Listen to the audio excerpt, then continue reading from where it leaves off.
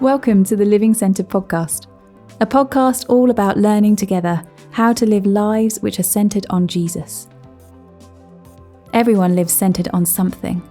Our goal is to learn together how every area of our lives, everything about who we are and how we live, can be increasingly oriented around Jesus and transformed by Jesus. He invites us to a rich and satisfying life, where the good news that he truly is enough changes everything about how we relate to God, ourselves, and the world. In each episode, a different person shares about what it's looking like for them to seek to centre their life on Jesus right now. As we hear their stories, we get to learn together and to encourage one another in what it means for Jesus to be at the centre of our lives. This is a journey we are all invited to, and a conversation we all get to be a part of. Thanks for joining us.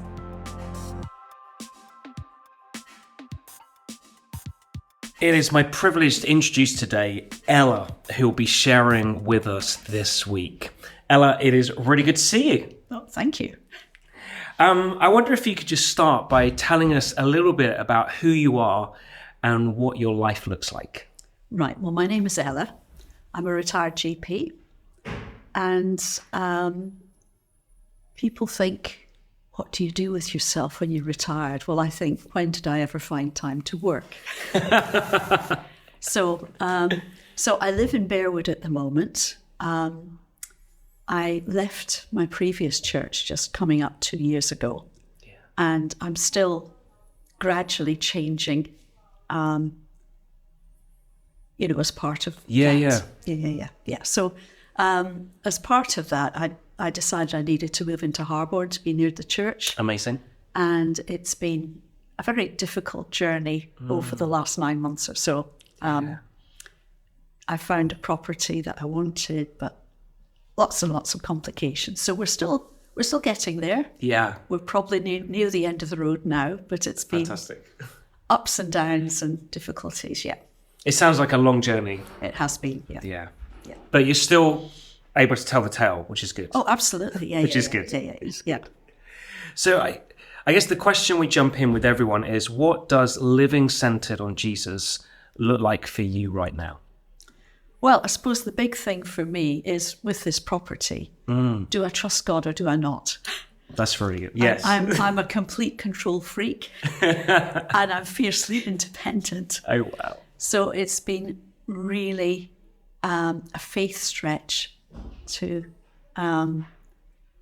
deliberately trust God with things that I have no control over. That sounds easy to say. No, it's been really but quite hard to do. Yeah, and I've definitely had my ups and downs over the months. Wow. There's been moments of sheer panic. Yeah. And sleepless nights. And then in other moments when I've said, okay, I can give this to God. And then you realise you thought you'd let it go, but you haven't. I know that feeling. Wow. Now, and what does that look like when you say, I'm trusting this to God? What have been some of the lessons you've learned in that? Well, first of all, was it God's idea or was it my idea? Good. So I've had to go back to the drawing board and say, okay, and does it really matter if I move? And I thought, yes, it does matter because it takes me out of the old scenario and into Oasis scenario to move. So it's all part and parcel of the move. So it's very important for me.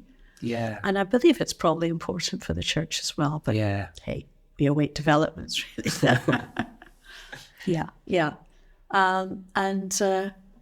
So, does it matter if it's that particular property? Not really in the grand scheme of things, but it's the best one I've seen. No, sure. Sounds, yeah. Yeah. It just is a reality, I think. It may not be in terms of property, but a reality that I think all of us face of, am I really going to trust God with this? Yeah. Which is, as you said, is there are good days, bad days, and there's this way that in the end you find it and it brings that sense of peace, which is good. Yeah.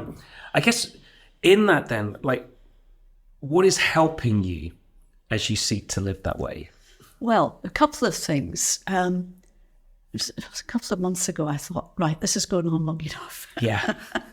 So I decided that I would set aside time, dedicated time every week to pray. Wow. And just seek God's will. And so I've been doing that. And I think it's brought me closer to God. And sometimes I find myself, I think, okay, I've got this time, but what does God want me to do with the time? No, it's really good. So really good. Is it my agenda? Is it his agenda? Yeah. So I feel as if I've really probably grown in that. And it's really, I'm probably closer to God now than I was sort of 3 months ago. Wow. Because of that. Yeah. And I start praying for stuff that are on his mind rather than on my mind. So it's really good. Not all the time. Yeah. No, sure. But so it's been good. Yeah. And the other thing is writing it down. Okay. Because my sister's a great person for journaling. And I am not. I read books, but I don't write books. And she's really into that sort of thing. Wow.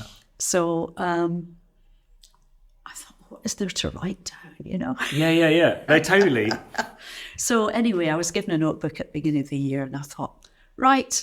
And usually if there's something significant that God speaks to me or that happens, I write it down.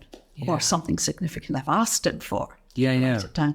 But this time I thought, no, I'll write down what he says to me day by day. Wow. So that has really changed things. I've been reading back and he said a lot, really. Yeah. And I look back at sort of 6 months ago and I thought, man, that's been answered. That's amazing. Whereas it's sort of making a record of what God says day by day. Yeah. Whereas, before I was just, God and I just sort of hang out together, No, sure. That's becomes like a record of the developing relationship. I think so, yeah. That's amazing. Yeah. And so with that, I guess maybe that is the thing, but what is it you feel like you're discovering through all of this? Yeah. Well, I suppose I think that's it, really. Yeah. I mean, one of the things that happened during COVID, I had this orchid plant, which I'd had for a few years, lots of flowers on it to start with, and it was looking a bit pitiful. Yeah. Just a couple of little flowers here and there. And I thought, I'll repot this. So, that was one of my lockdown projects. Yes. So I repotted it and the thing went wild. Oh, wow. And there were flowers everywhere. And I thought, my goodness me, I wonder if this is a prophetic picture. That's amazing. So, I feel as if I've been repotted in Oasis. Wow. That's so good. It's good. Really good. And so it makes me want to ask a number of questions. So just that repotting then of that plant caused it to go a bit wild and growth happen. Yeah. Like, how are you feeling that's happening with you at this point in time? What does that look like? What's the life, I guess? Well, I suppose for me, it's things that have been on my heart to do for years and years, like work with international students and stuff like that. I've done that for years. And I come to Oasis, so they're all here. I don't have to go looking for anybody. And I suppose the main thing that has been on my heart to do is to pray for people. Yeah. Prayer ministry. And I've actually recently got involved with healing rooms in city centre. Yes. And it's been such a blessing. Oh, amazing. And, here in Oasis as well. Yeah. That's really good. And so I guess, in it sounds like there's loads you're discovering, loads of new life that's happening through you. I guess the last question is, like, how are you changing in yourself through all of this? Oh, I don't know. You'll need to ask my friends. That's a good answer. Do you feel like when you're looking back, so I'm not going to let you quite off the answer of that one. I guess if you're looking back, were you saying you were journaling and just discovering more in terms of that relationship with God as you look back over the last 3 months or so of just, these are things God's been speaking to you daily about. Have you noticed also things of how you're changing, or even in this journey of trusting God? Like whether you'd say, this is, if I was to look at the beginning of 2023 to the end of 2023, I wonder, whether there would be a difference there you'd notice. Yes, I probably do trust God more. It's easier to let go. Yeah. And, when he's answered a few prayers, you think, or he's given you some promises, you can hang in there. Yeah. Yeah. And, I'm working on all the other stuff. Like no, sure. Trying to be kind to people and stuff. Yeah. Which doesn't always work out very well. But, yeah. I'm sure you are, Ella. Right. And I think, thank you so much for sharing, Ella. Right. I know for me, I just find it deeply helpful just hearing you talk about what it looks like to walk with Jesus over the long term. And when you speak, there's just this freshness and excitement of there's still more to discover. Oh, absolutely. Which we ain't finished yet. No, that's it. And I think that just does my heart good because it pulls me into more of what Jesus has got for me. I think in terms of what you shared of what is it I think I might be considering out of this, I think it is the dynamic of just that weekly rhythm of prayer where you're seeking to just say, yep, am I giving you God's space to direct how I'm praying? Yeah.